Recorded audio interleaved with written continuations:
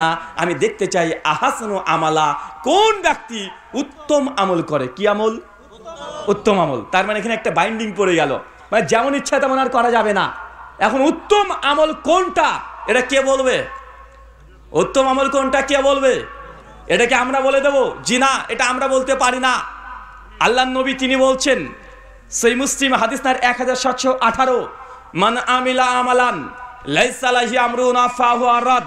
আমি নবী মুহাম্মদ সাল্লাল্লাহু আলাইহি ওয়াসাল্লাম যে আদেশ করিনি আমার এই উম্মতকে, কেউ যদি সেই আমলটা করে, মানে আমিলা আমালান, যে আমলের ব্যাপারে আমি নবী আদেশ করি নাই, কোন ব্যক্তি যদি সে আমলটা করে, ফাহুয়া রাদ, সেটা বাতিল, মানে এটা উত্তম আমল না।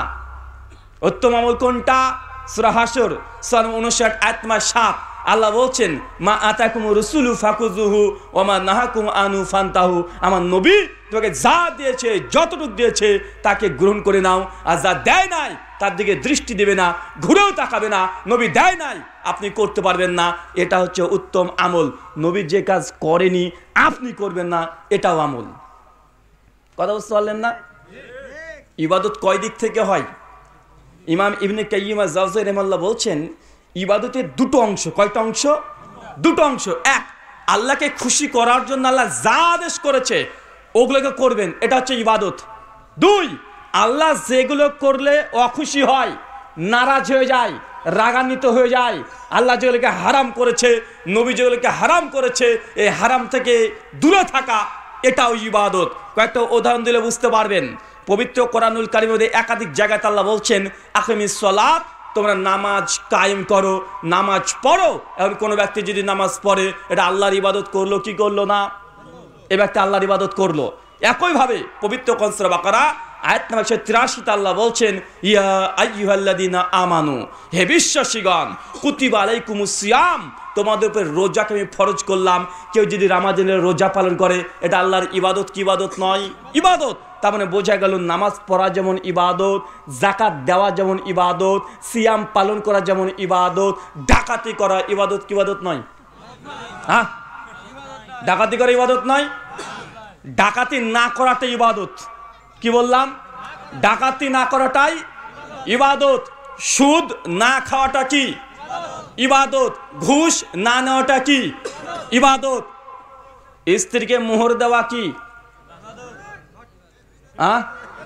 কনফিউজ হয়ে গেছে, বুঝে কোনটা বলে এখন? মোহর বলবো, কারণ আপনি তো নিয়াবাটি, আপনি তো যৌতুক নেন। যৌতুক না নেওয়াটা ইবাদত, মোহর দেওয়াটাও ইবাদত। কথা বুঝতে পারলেন না ভাইজান? আপনি মোহর দিবেন, এটা কি ইবাদত নয়? এটা আল্লাহর আদেশ। সূরা নূর 4:24 নম্বর আয়াত। আর আপনি ওই যে সমাজে প্রচলিত আছে যৌতুক আপনি নিবেন না, এটা কি? এটা ইবাদত। কেন? যেটা হারাম সেটাকে বর্জন করে দেওয়া ইবাদত, যেটা হালাল সেটা নির্দ্বিধায় গ্রহণ করে নেওয়াটাও ইবাদত। আমাদের সমাজে অনেক মানুষকে দেখা যায়, আমরা মোটামুটি নামাজ এগুলো যারা তো করি, আল্লাহ যেগুলো আদেশ করেছেন সেগুলো তো কম বেশি করি, কিন্তু আমরা আটকে যাই ওইখানে। আল্লাহ যেটা নিষেধ করেছে, আমরা সেই নিষেধ থেকে বেশি মানুষ আমরা সেটা মানতে পারি না। অনেক মানুষকে দেখা যায় নামাজ পড়ে 5 ওয়াক্ত, তারপরে বিড়ি টানে, আছে না নাই?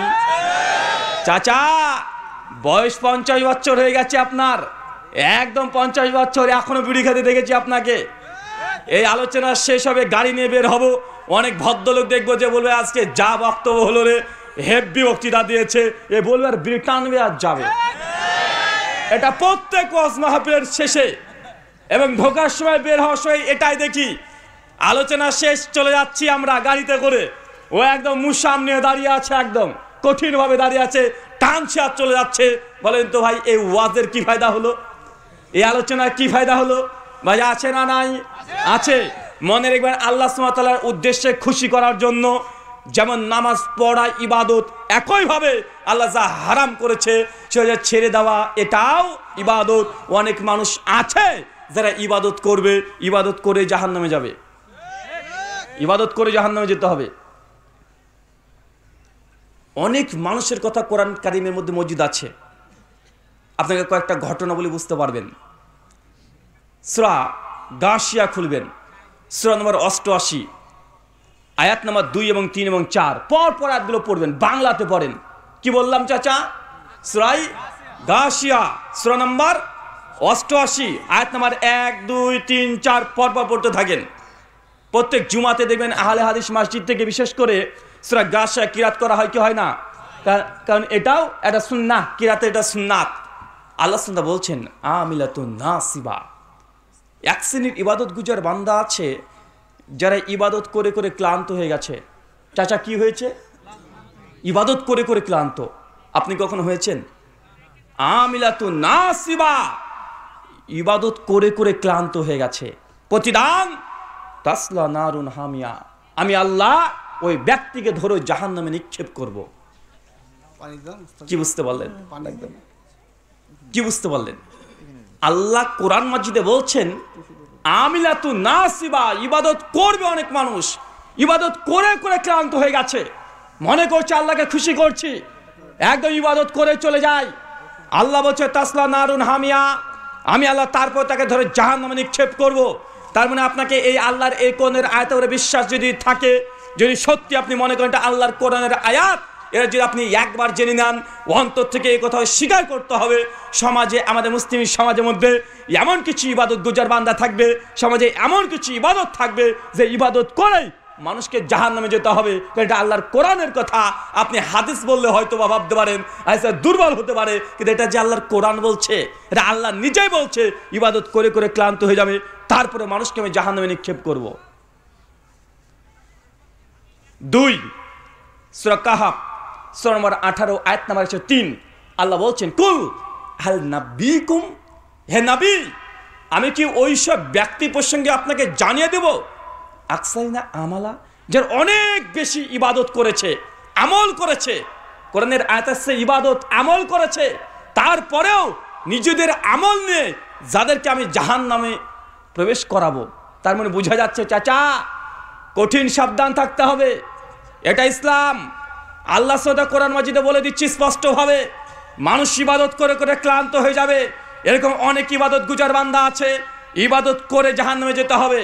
অনেক বেশি ইবাদত করেছে, তারপর তাকে জাহান্নামে যেতে হবে। তার মানে আপনাকে অন্তর থেকে অন্তত এটা বিশ্বাস করে নেন, কিছু কিছু ইবাদত সমাজে মানুষ করবে এবং সমাজে মানুষ মনে করবে এটা ইবাদত, কিন্তু তারপরেও মানুষকে জাহান্নামে যেতে হবে। এটা আল্লাহর কোরআনের সিদ্ধান্ত। এর জ্বলন্ত দলিল হাদিসে অনেকগুলোই দেখা যায়, আপনাকে কয়েকটা জায়গাতে দেখাই, তাহলে আপনি নিজে বুঝতে পারবেন ইবাদত করেও মানুষে কেন জাহান্নামে যায়। মিশকাত হাদিস না 205, কত বললাম? 205। সুনান ইবনে মাজাহ হাদিস না 224। অনেক জায়গাতে হাদিসটা এসেছে, লম্বা হাদিস, আমরা সকলেই জানি। কিয়ামতের মাঠে আল্লাহ সুবহানাহু ওয়া তাআলা 3 জন ব্যক্তিকে সর্বপ্রথম উত্তোলন করবেন, তুলবেন। কয়জন? 3 জন। একজন হুজুর, এই হাদিস তো জানেন না ভাইজান? একজন হুজুর, আর একজন কি দানবীর, আর একজন শহীদ।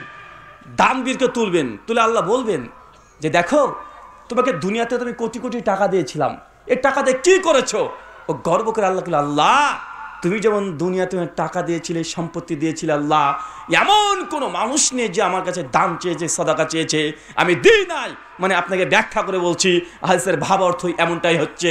ওবায়দুর রহমান মরপুর রহমাতুল্লাহ তিনি বলছেন সে বান্দাকে যখন কিয়ামতের মাঠে তোলা হবে, সে অহংকার করে গর্ব করে আল্লাহ বলে আল্লাহ তুমি যেমন দুনিয়াতে আমাকে টাকা পয়সা সম্পত্তি দিয়েছিলে, আমিও যে দান চেয়েছে তাকে দান করে দিয়েছি। দেখো দুনিয়াতে আমার নামে মসজিদ আছে, আমার নামে মাদ্রাসা আছে, আমার নামে এতিমখানা সব চলছে।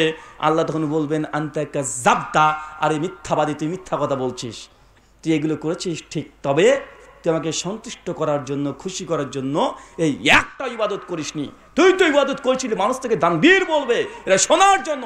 চেয়ে দেখ দুনিয়াতে মানুষ থেকে এখনো দানবীর নামে চেনে, সবাই তো দানের কথা এখনো বলে যে তুই এই মসজিদটা তৈরি করে দিয়েছিস, আনতা কাযাবতা, তুই মিথ্যাবাদী, তুই আমাকে খুশি হওয়ার জন্য কিছুই করিসনি, যা চেয়েছিলি দুনিয়াতে তাই পেয়ে গেছিস। ফেরেশতা একে ধরে জাহান্নামে নিক্ষেপ করো। বিশ্রী একটা রঙের ফেরেশতা চলে এসে তাকে ধরে উল্টে টানা হেঁচড়া করতে করতে জাহান্নামে উল্টো করে ফেলে দিবে। এ হচ্ছে দানবীর। কাকে ফেলছে চাচা? দানবীর। আমিলাতুন নাসিবা, ইবাদত করে মানুষ জাহান্নামে যাবে। আল্লাহ বলছেন দেখেন দান করা এত ফজিলত, দানের যা ফজিলত হাদিস কোরআনে এসেছে আপনি আশ্চর্য হয়ে যাবেন। দানের এত ফজিলত, সে বুখারী খুলে দেখেন, আল্লাহ নবী বলেছে সাদকাতু বুরহান, দান হচ্ছে দলিল। জান্নাতে যাওয়ার জন্য দলিল লাগবে। কিয়ামতের মাঠে আপনার হাতে কিছু দলিল প্রমাণ থেকে যাবে, আপনি আল্লাহকে সেদিন বলতে পারবেন জান্নাতের দরজার সামনে গিয়ে আপনি অপেক্ষা করবেন, একদম দলিল নিয়ে ফেরেশতাকে বলতে পারবেন এই যেখানে আমি দান করেছি দুনিয়াতে, এটা হচ্ছে আমার দলিল, আমি জান্নাত যাব। কেন? নবী বলেছে সাদগাতু বুরহান, দান হচ্ছে দলিল। তার মানে হাদিসের ভাষা থেকে বোঝা যায় দান করলে জান্নাতের টিকিট পাওয়া যায়। কি পাওয়া যায়? কথা বলেন। কেউ যদি দান করে, সাদগাতু বুরহান, দান হচ্ছে দলিল, এই দলিল দিয়ে আপনি জান্নাত যেতে পারবেন। এখন আপনাকে যদি বলা হয় দুনিয়াতে কোনো সম্পত্তি জোর করে দখল করতে হলে ভাই দলিল লাগে কি লাগে না? এই বাড়ি আপনার প্রমাণ কি? দলিল আছে। মাদ্রাসা আপনার প্রমাণ কি? দলিল আছে। গাড়ি আপনি দাবি করলে প্রমাণ লাগবে, দলিল। দুনিয়াতে সম্পত্তি দখল করলে একটা যেমন দলিল লাগে, জান্নাতের দলিল যদি আপনি পেতে চান, আর সাদগাতু বুরহান, দান হচ্ছে দলিল। নবী এক মুখ দিয়ে বললেন কিয়ামতের মাঠে প্রথম এক শ্রেণীর মানুষ থাকবে যাদেরকে দান করার জন্য জাহান্নামে দেওয়া হবে। নবী আবার দানকে দুই ভাগে ভাগ করে দিলেন, একজন দান করে জাহান্নাম, আরেকজন দান করে জান্নাতের সার্টিফিকেট। প্রত্যেকটা জায়গাতে এমন পেয়ে যাবেন আপনি। মিশকাত কিতাবুল কুবুর, কবরের আযাব অধ্যায় 14 নম্বর হাদিস। আল্লাহ নবী বলছেন মানুষ যদি দুনিয়াতে দান সদাকা এগুলো বেশি বেশি করে,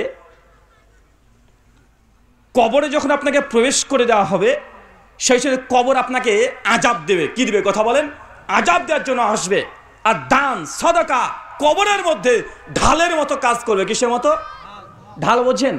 যুদ্ধের সময় দেখবেন মানুষকে আহত করার জন্য আগেকার দিনে দেখা যেত বড় একটা ঢাল রেখে দিত। কেন? কারণ সামনের ব্যক্তি যে তীর নিক্ষেপ করে